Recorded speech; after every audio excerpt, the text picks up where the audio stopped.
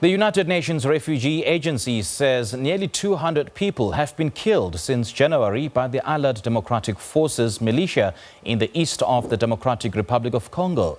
According to the United Nations, 40,000 had been forced to flee their homes during the same period in the North Kivu and Ituri provinces. The ADF has increased attacks on civilians since the army launched an offensive against it in October 2019. The militia originated from Uganda. More than 100 militias operate in the eastern DRC. Aimé Zonveni is the editor of the Kinshasa Times. He has observed this complex conflict where since the 1990s, armed groups have formed an essential part of the political economy of the eastern Congo. Communities in response have created self-defense militias in response to foreign-backed armed groups who are accused of using war to loot the country's riches. He is on Skype from Lubumbashi. A very good evening to you, Mr. Zonveni. Thank you so much for joining us. Welcome to the Globe. Good evening, and thank you for having me on the Globe. Now, the Allied Democratic Forces has featured quite prominently in reports of attacks against civilians, especially in the eastern DRC. Till today, we're still not getting from the ADF what exactly their interest is. Well, I think if you want to really get to understand their interest, it's going to be a very complex explanation. But to put it in very simple terms, first, it's economic. The ADF are now using their presence in the region, their long-standing presence in the region, in order to maintain their presence, using violence to maintain their economic ties. Because the initial reason that ever brought them back to the DRC, which was to try and create instability in Uganda and try and regain power in that country, is now quite unjustifiable.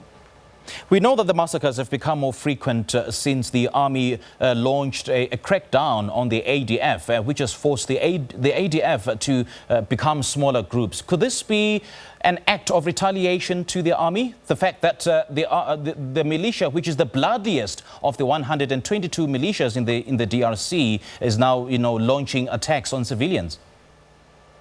This is partly true. Whenever the army ramps up its efforts to try and tackle the issue of negative forces in the DRC, in the subsequent months or weeks, you see an uptick of violence in terms of retaliation.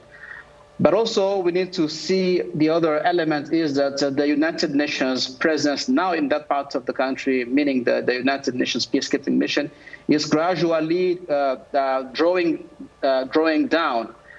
President Tshisekedi, on the other hand, has been busy over the past 2 years trying to undo the alliance he had with his former predecessor. This did not really help him much address insecurity prevailing in Eastern DRC. So if you look at all of these factors, they result into that sort of stable instability in Eastern DRC.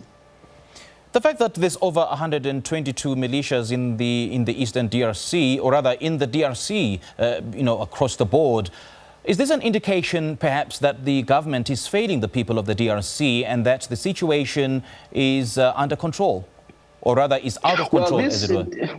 This is a situation that has been there for many years now, and that to the current political dispensation has been inherited from the Kabila's time.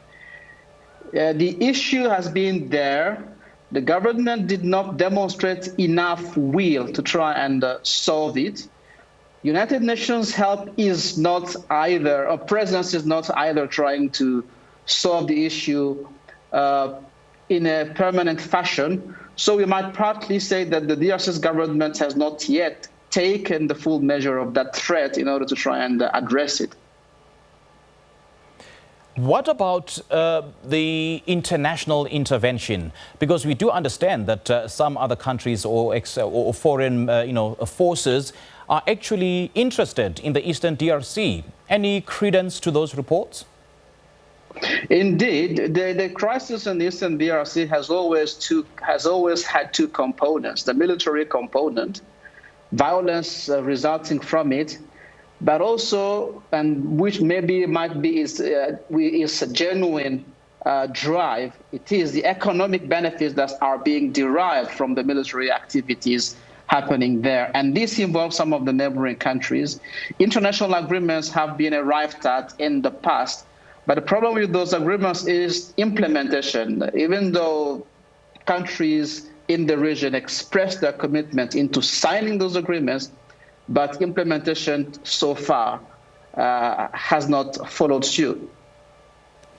Because I'm reading a report which opines that the driving forces of war can be identified amongst the elites of Rwanda, Uganda and Zimbabwe, from whom the DRC resources have proven decisive to sustain position of power.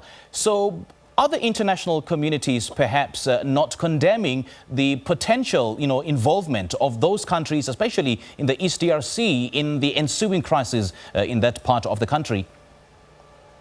Well, even though they could condemn, but also we should look at the fact that most of the mineral being siphoned off that part of the country end up across the borders in those other countries you've just mentioned. So there's protracted interest by those countries not to be vocal and very clearly condemn the violence happening there. To me, I think this will take not only the regional powers, a genuine commitment to try and solve the problem, but also maybe pressure from the United Nations and other international bodies to bring pressure on the local or regional players to try and settle that insecurity. The reasonable expectation is perhaps that as a result of the coronavirus pandemic, such attacks would have dropped or would have tanked, as it were.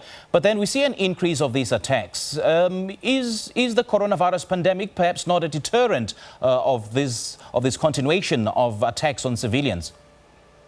No, it is not. On the contrary. In fact, if you look at the dynamics of coronavirus in the DRC, it's mostly prevalent in the major cities such as the capital, Kinshasa, and Lubumbashi, where I happen to be in all the major cities.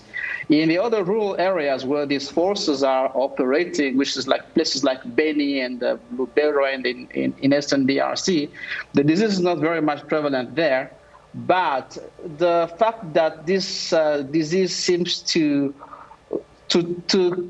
cause people to be less mobile actually allows those negative forces to operate unrestricted. So I would say rather that any outbreak of any disease would rather be a positive factor for these negative forces, as we've seen with Ebola in Eastern DRC, that has actually helped them to operate more than be less active in their negative operations.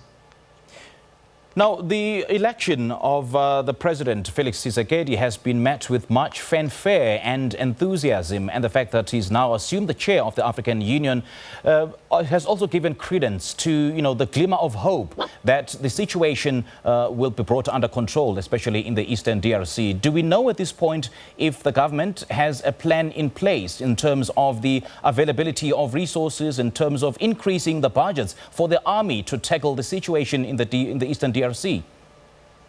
I think that President Tshisekedi's election as a AU chair will definitely have an impact on how he addresses the security or the insecurity prevailing in the DRC. But more importantly than his election, I think it's rather the fact that now he has more control of the government apparatus, having been able to get rid, if I may say, of his former ally, former President Kabila. Now he has control of over all the branches of the government, the executive, the judiciary, the legislative.